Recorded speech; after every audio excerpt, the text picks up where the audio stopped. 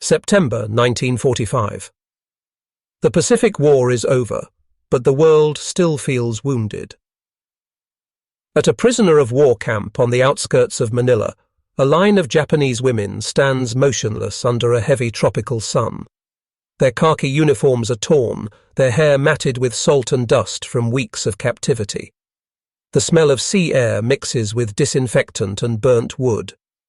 They wait, silent, eyes fixed on the ground. Most are army nurses, clerks, and volunteers who once served the Imperial Japanese Army in the Philippines. Each has heard the same stories whispered for years. Allied soldiers do not show mercy. Capture means humiliation, pain, and worse. But then a command is given, gentle, foreign. The women are led inside a low wooden building. Inside, steam drifts through the air. Rows of showerheads line the walls. Hot water hisses to life. For a long moment, no one moves. They look at the rising vapor as if it were an illusion, a trick before punishment. One woman hesitantly extends her hand. The warmth touches her skin. And in that instant, disbelief overtakes fear. Some begin to weep. Others simply stand, motionless, letting the water wash years of war from their faces. The war had ended, but for the first time, kindness began to hurt. By the summer of 1945, the Japanese Empire was collapsing under the weight of its own ambitions. The Pacific, once dotted with the red sun of imperial banners, had turned into a graveyard of ships and cities. Allied bombers dominated the skies. Entire islands, from Iwo Jima to Okinawa, had become names whispered with dread. At home, Tokyo was a wasteland of ash and silence. The war that began in pride was ending in starvation. For the Japanese people, defeat was not a possibility. It was a moral death. Years of military indoctrination under Emperor Hirohito's regime had reshaped the nation into a living weapon. Children bowed to the imperial portrait before learning to read. Women were told their highest duty was sacrifice, to support the war, to serve, and if captured, to die.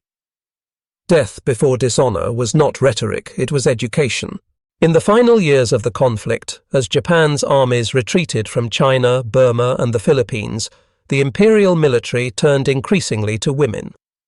The Teishintai, or volunteer corps, drew thousands of young women into uniform. They became nurses, radio operators, typists, and support staff for the Army and Navy. Many were barely 20. Their letters home spoke of loyalty, duty, and the unshakable belief that Japan was fighting for survival, not conquest. In the Philippines, hundreds of Japanese nurses served alongside male medics and soldiers, tending to the wounded in field hospitals near Manila, Baguio, and Cebu. They faced Allied bombardments without shelter, shortages without complaint. They learned to operate on the floor, under candlelight, with no anesthesia and no food for days. When American forces returned in late 1944, they were ordered to stay behind, to assist the dying, and, if necessary, to end their own lives before capture. The Imperial Command warned them what would happen otherwise. Allied soldiers, they were told, would torture them, violate them, humiliate them. These words were repeated in military briefings, radio broadcasts, even in women's magazines. Every Allied advance was portrayed as a march of monsters. The fear became absolute. By early 1945, the Japanese military machine was running on desperation. Kamikaze pilots flew from airstrips carved into coral. Schoolgirls trained with bamboo spears in Tokyo parks. The government told its people that surrender was worse than extinction. When Emperor Hirohito finally announced Japan's capitulation on August 15, 1945, his subjects wept, not with relief but with disbelief. For many, it felt like the death of the nation itself. In the weeks that followed, Allied forces began collecting and processing prisoners across the Pacific. Over 700,000 Japanese military personnel surrender. But instead of cruelty, they found something they could not understand: order, discipline, and an almost unsettling civility. Medical officers conducted health checks. Food rations were distributed evenly. English-speaking nurses tended to wounds. For women who had spent years believing surrender meant certain death, the politeness of their captors felt like mockery. They were fed, they were clothed, and, as one Allied report recorded, they were offered showers, with hot water. That single act would become a moment burned into memory, retold decades later in quiet interviews and archived diaries. For the women who lived it, it was not comfort, it was confusion, a kindness so alien it felt like punishment.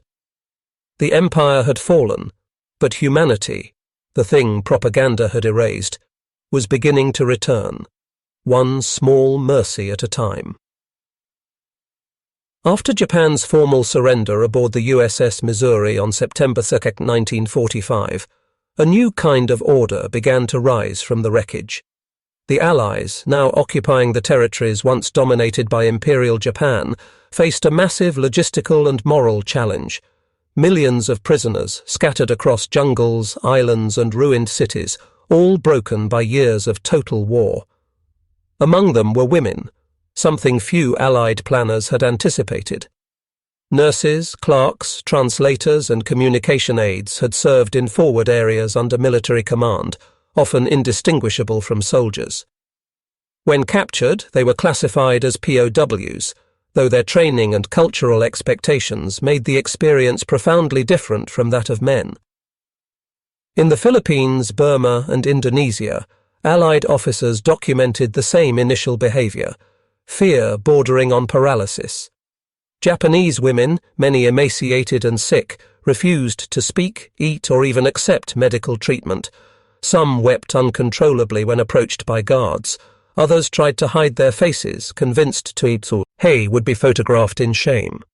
In their minds, the war's propaganda still lived. The enemy was a monster. The act of survival itself felt dishonorable. But what awaited them in captivity shattered every expectation.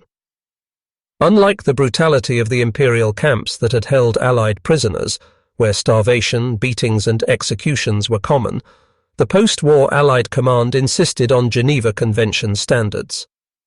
American and British officers, having witnessed the horrors of Bataan, Burma, and Changi, were determined to demonstrate the moral difference between conquest and justice. Camps for Japanese POWs were constructed with medical tents, canteens, and sanitation areas. Basic clothing and hygiene items were distributed to all prisoners, regardless of rank or gender. For the first time in years, many Japanese women received soap, clean water, and medical supplies. The guards were instructed not to strike or insult the prisoners. Some even bowed slightly when addressing female detainees, a gesture that left the women speechless. A U.S. Army nurse later wrote in her report from Luzon, "They could not believe we treated them like human beings. One woman cried when given a clean towel. She told me she had not seen one since 1943. To the Allied personnel, this was ordinary, procedure. To the prisoners, it was inconceivable. The ideological machine that had shaped their world had painted Americans as beasts, as destroyers of purity and honor. To receive kindness was, paradoxically, to lose one's place in that narrative. For many, the confusion was unbearable. Diaries later discovered in repatriation centers revealed the same haunting phrase repeated. Why are they kind? The moment of the hot showers, recorded in multiple Allied camp logs, became symbolic of that dissonance. A simple act of hygiene became a moral collapse. Some prisoners resisted entering the facilities, believing they would be executed or humiliated once inside. Others entered trembling, expecting cold water or worse. When warm steam filled the air instead, their reactions were described as emotional breakdowns. They bowed repeatedly to the guards, unable to comprehend that mercy could exist without motive. In the Japanese worldview, shaped by Bushido, the warrior's code of loyalty, honor, and death, kindness from the enemy was not just unexpected. It was destabilizing. It erased the clean division between self and other, good and evil, that wartime ideology had made absolute. The Allies, for their part, understood this only dimly. To them, humane treatment was policy, an assertion of moral superiority after years of Japanese atrocities. Yet they were also witnessing something deeper, a civilization unlearning its own myths in real time. Meanwhile, the broader occupation of Japan under General Douglas MacArthur was reshaping the country's destiny. In Tokyo, democracy and demilitarization began. In distant camps, the same transformation occurred on a human scale. The women who once served an empire built on discipline and denial were being reintroduced to small freedoms, a cup of tea, a clean bed, a moment of warmth.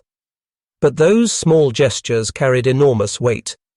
Every hot shower, every respectful word, every act of mercy became a quiet weapon against the ideology that had demanded total submission. In the weeks that followed, camp officials reported a subtle change among the Japanese female POWs. The fear did not vanish, but the silence began to crack. Some smiled faintly at Allied nurses, others volunteered to help distribute rations, and a few, very carefully, began to speak English words they had learned before the war. Thank you. What began as shock would soon turn into something more profound. The slow awakening of empathy between former enemies. And within that awakening lay the many human, cultural and moral angles of this moment, the subject of our next chapter.